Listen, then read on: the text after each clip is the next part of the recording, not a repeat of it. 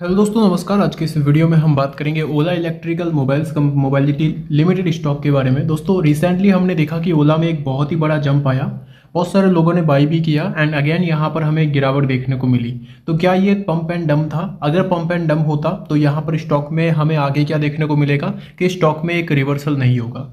And अगर यहाँ पर पंप एंड डंप नहीं है, कंपनी में वैल्यू है, वैल्यू के हिसाब से स्टॉक जो आपका 70 के लेवल पे लिस्ट होने के बाद 150 रुपीज़ गया वैल्यू के हिसाब से, तो अगेन स्टॉक में गिरावट जो है वो ज़्यादा नहीं होगी एंड अगेन रिवर्सल दिख जाएगा। तो ये सारी चीज़ें अभी के टाइम हम आगे डिस्कस करेंगे कि क्या ये पंप एंड डंप था या फिर वैल्यू इन्वेस्टमेंट थी। अब वो भी इस वीडियो में कवर करेंगे। स्टॉक की बात की जाए तो आपका ओपन होता है 139 रुपीज़, 139 रुपीज़ का हाई लगाता है, 126 रुपीज़ का लो लगा लेता है। रिसेंटली हमने देखा, आज के दिन की भी बात की जाए तो स्टॉक यहाँ पे 5% के आसपास गिरते हुए नजर आ रहा है एंड 131 रुपीज़ के लेवल्स पे पहुंच चुका है। वॉल्यूम्स की बात की जाए तो टोटल यहाँ पे आज हमें 10 करोड़ का वॉल्यूम दिखा है, जिसमें 1400 करोड़ के वैल्यू के शेयर ट्रेड होते हैं, बट डिलीवरी बहुत कम है। ओला इलेक्ट्रिकल्स ऑलमोस्ट ऊपर के लेवल से, हाईएस्ट जो इसने लगाया था वहां से ऑलमोस्ट 15% से भी ज़्यादा गिर चुका है, बट यहाँ पे डिलीवरी ज़्यादा नहीं उठाई जा रही है। मतलब लोगों को ये डर है कि कल कहीं और ना गिर जाए, इस वजह से यहाँ पर बायर्स जो है इंटरेस्टेड नहीं है। ओला ने यहाँ पर जो हाई लगाया था वो आपका था 157 रुपीज़ का। जब ये 157 रुपीज़ के लेवल्स पे जब गया था ना दोस्तों 20 अगस्त को, तो मैंने अपने टेलीग्राम पे भी अपडेट दिया था कि यहाँ पर ओला में जो है कि ये सेलिंग बनेगी। तो सेलिंग बनने से पहले अपने प्रॉफिट को जरूर बुक कीजिए। जैसा कि मैं आपको अपडेट भी दिखा देता हूँ। जैसे ओला में दोस्तों मैंने आपको सिंपल सा एक अपडेट दिया था। यहाँ पर ये मेरी 20 अगस्त की पोस्ट है, टेलीग्राम पे आप चेक कर लेना। टेलीग्राम की लिंक आपको डिस्क्रिप्शन में मिल जाएगी। वहाँ पे अपडेट दिया था कि ओला इलेक्ट्रिकल अगर किसी के पास भी है ना शॉर्ट टर्म व्यू के हिसाब से, तो एक बिग मूव आ चुका है, तो प्रॉफिट को बुक जरूर कीजिए। एंड फ्रेश एंट्री यहाँ पर बिल्कुल नहीं करनी है। ये पोस्ट थी अपनी 9:15 पे मैंने ये पोस्ट अपलोड की थी एंड उसके बाद ओवरऑल स्टॉक में तेजी भी बनी। 157 तक भी स्टॉक गया एंड उसके बाद जो सेलिंग आई एंड 130 रुपीज़ के लेवल्स पे अभी ये स्टॉक जा चुका है। तो ओवरऑल ऐसे ही इन्फॉर्मेटिव अपडेट्स के लिए, लेटेस्ट अपडेट के लिए, नॉलेज के लिए आप टेलीग्राम में ज्वाइन हो सकते हो। लिंक आपको डिस्क्रिप्शन में मिल जाएगा। दोस्तों, यहाँ पर ओला से रिलेटेड एक गवर्नमेंट अपडेट्स भी देखने को मिला है, एक सरकारी न्यूज़ भी देखने को मिली है। वो ये है कि पीएलआई स्कैम में यहाँ पर ओला स्कीम में जो यहाँ पर ओला जो है शामिल हो चुका है। ओला जो है वो यहाँ पे अपने फॉर इलेक्ट्रिक्स स्कूटर्स के लिए पीएलआई प्रमाणन हासिल करने वाली एकमात्र ईवी निर्माता बन चुकी है। अब दोस्तों यहाँ पर जो है ओला जो है वो पीएलआई स्कीम के तहत अपने स्कूटर्स जो है वो यहाँ पे सेल कर सकती है, जो कि एक बहुत ही अच्छी बात है ओला के लिए। आने वाले समय के लिए अच्छी खासी सब्सिडी जो है, जो भी ओला को अगर बाई करता है पीएलआई स्कीम के तहत, तो अच्छी खासी सब्सिडी जो है वो यहाँ पे बायर्स को मिलते हुए देखने को मिलेगी। तो ये एक बेटर है कंपनी के लिए, बट इसका इम्पैक्ट हमें आने वाले समय में देखने को मिलेगा रिजल्ट्स पे। रिजल्ट्स देखना बहुत ज़्यादा जरूरी है। तो पीएलआई स्कीम की तरफ से ओला को एक बेनिफिट तो होगा, बट कितना बेनिफिट होगा वो हमें आगे देखने को मिलेगा। अब देखिए दोस्तों, बहुत सारे लोगों का ये कहना है कि क्या ओला का फ्यूचर है, क्या ये ओला लॉन्ग टर्म में 1000 रुपीज़ के लेवल्स दिखा सकता है।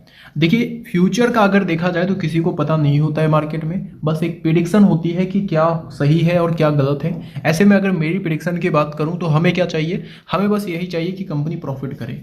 हमने क्या देखा कि सुजलॉन जैसी कंपनियां जो है वो मल्टीबैगर क्यों बनी, रीज़न क्या था? रीज़न सिंपल था, कंपनी लॉस में क्यों गई, कंपनी 1 रुपये पे क्यों आई, सुजलॉन का शेयर 400 से 1 रुपये 2 रुपये पे क्यों आया, क्योंकि कंपनी घाटे में थी। अगेन 1 रुपये 2 रुपये से 80 रुपये क्यों गया, क्योंकि कंपनी प्रॉफिट में आ गई है। तो सिंपल सी चीज़ें।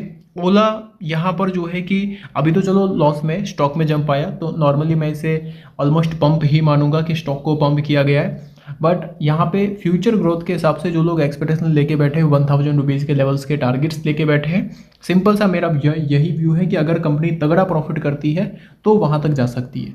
अगर बड़े प्रॉफिट्स नहीं करती है तो वो लेवल्स नहीं दिखेंगे, क्योंकि शॉर्ट टर्म में एक वॉल्टिलिटी क्रिएट की जा सकती है, बट लॉन्ग टर्म में हमेशा मार्केट कंपनी के वैल्यू को देखता है। जो उस कंपनी की वैल्यू होगी वही वैल्यू उस कंपनी को दी जाएगी।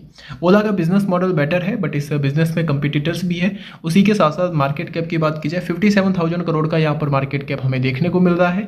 एंड उसी के साथ साथ दोस्तों यहाँ पर आरओसी नेगेटिव में है, पी रेशियो है नहीं, क्योंकि कंपनी घाटे में चल रही है। अपने सेगमेंट में यहाँ पे चौथे स्थान पे हमें दिख रही है। ये 3 बड़े कंपिटिटर्स भी है।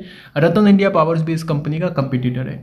वही अगर मैं रिजल्ट्स की बात करूँ, रेवेन्यू तो जंप कर रहा है, बट कंपनी के मार्जिन यहाँ पे जो -से प्लस में आने की कोशिश कर रही है, अच्छी बात है। उसी के साथ साथ कंपनी का जो नेट प्रॉफिट है ओवरऑल कंपनी हमें लॉस में देखने को मिल रही है। ईयरली वाइज कंपनी 1500 करोड़ का लॉस कर रही है।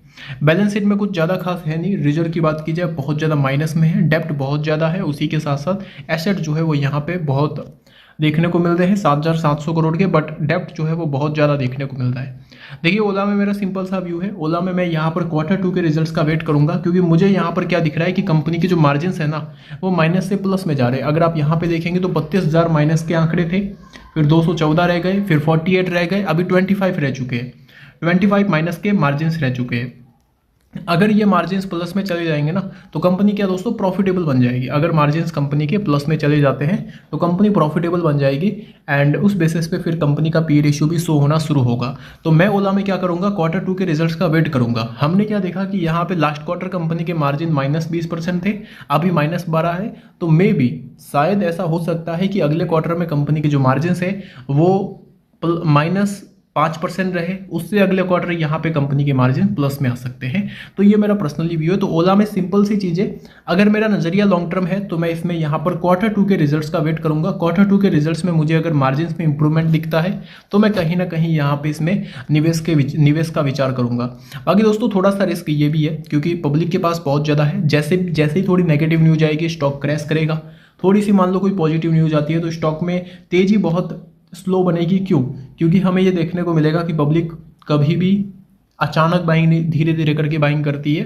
तो ऐसे में यहाँ पर अगर देखा जाए, बट जब भी पैनिक होता है तो सभी लोग अचानक सेल कर देते हैं, ये चीज़ें हमने देखी है। तो अगर नेगेटिव न्यूज़ पे स्टॉक्स में एक सेलिंग दिख सकती है।